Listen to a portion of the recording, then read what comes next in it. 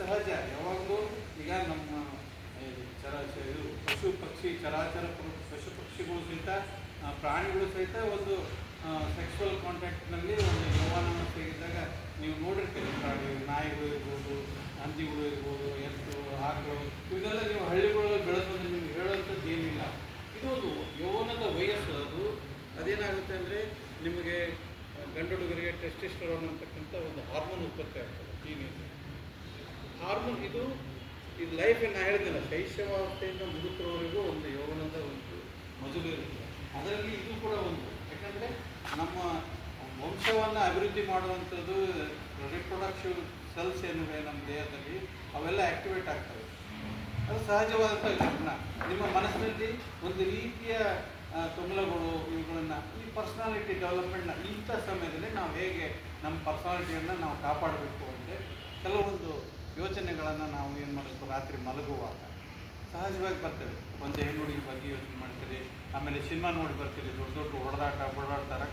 ಅದೆಲ್ಲ ಜೀವನ ಅಲ್ಲ. ಅವೆಲ್ಲವೂ ಏನಂದರೆ TRPಗೋಸ್ಕರ ಅವನಿಗೆ ಸಿನಿಮಾದ ನಟನಿಗೆ ಒಂದು ದುಡ್ಡು ಕೊಟ್ಟಿರ್ತಾರೆ, ಅವ್ನು ಮಾಡ್ತಾನೆ. ಅದೇ ಜೀವನ ಅಲ್ಲ. ಅವ್ನು ನೋಡಿ ನಾವು ಕಲಿಯೋದಿಲ್ಲ. ಫೋನ್ನಲ್ಲಿ ಮಾಡಿರೋ ಎಲ್ಲ ರೀಲ್ಸ್ಗಳು ಏನವಲ್ಲ, ಅವು ಯಾವ ರಿಯಲ್ ಅಲ್ಲ, ಅವೆಲ್ಲ ರೀಲ್ಸೇ. ಎಲ್ಲವೂ ರೀಲ್ಸೇ. ಅವು ಯಾವ ಸಹಜವಾದದ್ದು ಬಲ್ಲ, ಅವು ಯಾವ ನೈಜವಾದದ್ದು ಬಲ್ಲ. ಅವನ್ನ ಎಡಿಟ್ ಮಾಡಿ ಮಾಡಿರ್ತಕ್ಕಂಥವು ಇರ್ತವೆ. ಅವು ಯಾವ ಇದು ಹೀಗೆ ಅಂಥೇಳಿ ಭ್ರಮೆಗೊಳಗಾಗೋ ಅವಶ್ಯಕತೆ ಇಲ್ಲ. ನಾವು ಮೈಂಡನ್ನು ಕಂಟ್ರೋಲ್ ಮಾಡ್ಕೋಬೇಕು. ಹೇಗೆ ನಾವು ಇದರಿಂದ ಹೊರಗೆ ಬರಬೇಕಪ್ಪ, ನಮ್ಮ ಗೋಲ್ ಏನಿದೆ, ನಾವೊಂದು ಇವತ್ತೇನು ಓದ್ಲಿಕ್ಕೆ ಬಂದೇವೆ, ಆ ಓದನ್ನು ನಾವು ಪೂರ್ಣಗೊಳಿಸ್ಬೇಕು. ಹೇಗೆ ಪೂರ್ಣಗೊಳಿಸ್ಬೇಕು?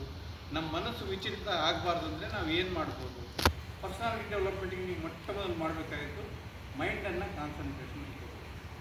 ನಮ್ಮ ದೇಹ ಹೇಗಿದೆ ಅಂದರೆ, ನಮ್ಮ ಮನಸ್ಸು ನ್ಯೂಕ್ಲಿಯಸ್ ಇದ್ದಂಗೆ, ಸೆಂಟ್ರ್.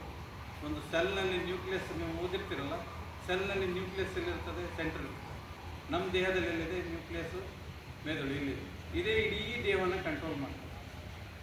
ಒಂದೇನಂದರೆ ನಮ್ಮ ದೇಹ ಹೇಗಿದೆ ಅಂದರೆ, ನೀವು ಎಕ್ಸಸೈಸ್ ಮಾಡಿದರೆ ನಿಮ್ಮ ಮೈಂಡ್ ಕಂಟ್ರೋಲ್ ಆಗ್ತದೆ, ನಿಮ್ಮ ಮೈಂಡ್ ಕಂಟ್ರೋಲ್ ಮಾಡಿದರೆ ನಿಮ್ಮ ದೇಹನ ಕಂಟ್ರೋಲ್ ಮಾಡ್ತದೆ.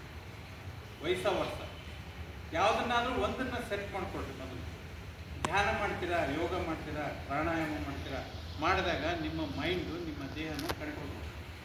ಇಲ್ಲ ನನಗೆ ಪ್ರಾಣಾಯಾಮ ಮಾಡಲಿಕ್ಕಾಗಲ್ಲ ಅಂದರೆ ಎಕ್ಸಸೈಸ್ ಮಾಡಿರಿ, ಆಟ ಆಡಿರಿ, ಓಡ್ರಿ, ಫ್ರೆಂಡ್ಸ್ ಜೊತೆಗೆ ಮಾತಾಡ್ಕೊಂಡು ಕೆಟ್ಟ ಯೋಚನೆ ಬೇಡ. ಏನಾದರೂ ಹಾಸ್ಯ ಚಟುವಟಿಕೆಗಳು, ಏನಾದರೂ ಡ್ರಾಯಿಂಗ್, ಇನ್ನೊಂದು ಮಾಡಿದಾಗ ನಿಮ್ಮ ದೇಹನ ನೀವು ಕರೆಕ್ಟ್ ಮಾಡಿದ್ರೆ ನಿಮ್ಮ ಮೈಂಡ್ ಕರೆಕ್ಟ್. ಯಾವುದಾದ್ರೂ ಒಂದು ಮಾಡ್ಬೋದು. 2 ವರ್ಷ ಇಲ್ಲ ನಿಮ್ಮ ಬಾಡಿನಾದ್ರೂ ಸೆಟ್ ಮಾಡ್ಕೊಡ್ರಿ, ನಿಮ್ಮ ಮೈಂಡ್ ಸೆಟ್ ಆಗ್ತದೆ. ಇಲ್ಲ ನಿಮ್ಮ ಮೈಂಡ್ ಆದ್ರೂ ಸೆಟ್ ಮಾಡ್ಕೊಡ್ರಿ, ಅದು ನಿಮ್ಮ ಬಾಡಿನ ಸೆಟ್ ಮಾಡಿ. ಯಾವ್ದು ಮಾಡ್ತೀರಿ? ಯಾವುದಾದ್ರೂ ಒಂದು ಮಾಡಿ, ಒಂದು ಪ್ರಯತ್ನ ಮಾಡಿರಿ. ಅದು ಅವಾಗ ನೀವು ಇವತ್ತು ನಿಮಗೆ ಎದ್ದು ಓಡಾಡಿ ವಾಕಿಂಗ್ ಮಾಡಲಿಕ್ಕಾಗಲ್ಲ, ಎಕ್ಸಸೈಸ್ ಮಾಡಲಿಕ್ಕಾಗಲ್ಲ, ಒಂಥರ ರೋಸಿಗೆ ಅಂದಾಗ ಕುತ್ಕೊಂಡು ಧ್ಯಾನ ಮಾಡಿ 3 ದಿನ ಧ್ಯಾನ ಮಾಡಿರಿ. 4ನೇ ದಿನ ನೀವು ಓಡಾಡ್ತೀರಿ, ಓಡ್ತೀರಿ, ರನ್ನಿಂಗ್ ಮಾಡ್ತೀರಿ, ಎಕ್ಸಸೈಸ್ ಮಾಡ್ತೀವಿ. ಯಾಕೆಂದರೆ ನಿಮ್ಮ ಮೈಂಡು ನಿಮ್ಮ ದೇಹನ ಆ್ಯಕ್ಟಿವೇಟ್ ಮಾಡಿ ಯಾವುದಾದ್ರೂ ಒಂದನ್ನು ಸೆಟ್ ಮಾಡ್ಕೊಳ್ಳಿ. ಹಾಗಾಗಿ ಇದರಿಂದ ಏನಾಗ್ತದೆ, ನಿಮಗೆ ಬರ್ತಕ್ಕಂಥ ಈ ಯೋಚನೆಗಳಿರ್ತಾವಲ್ಲ, ಇಲ್ಲ ಸಲ್ಲದೆ ಈ ಮೈಂಡ್ ಯಾಕೆ ಕಂಟ್ರೋಲಿಗೆ ಬರಲ್ಲ ಅಂದರೆ ನಿಮ್ಮ ಹಾರ್ಮೋನು ಕಾರಣ ಇರ್ತದೆ. ಆಮೇಲೆ ನೀವು ತಿಂತಕ್ಕಂಥ ಆಹಾರವೂ ಕಾರಣ. ಅದಕ್ಕೆ ಆಹಾರ ಓದುವಾಗ ಆಹಾರ ವಿಹಾರದಲ್ಲಿ ಸ್ವಲ್ಪ ನಿಮ್ಮ ಒಂದು ಕಂಟ್ರೋಲಿಂಗ್ ಇರಬೇಕು. ಅತಿ ತಿನ್ನೋದಾಗಲಿ, ಅತಿ ಜಾಡ್ಯ ಯಾವುದು ನಿದ್ದೆ ಬರ್ತದೆ ನಿಮ್ಮ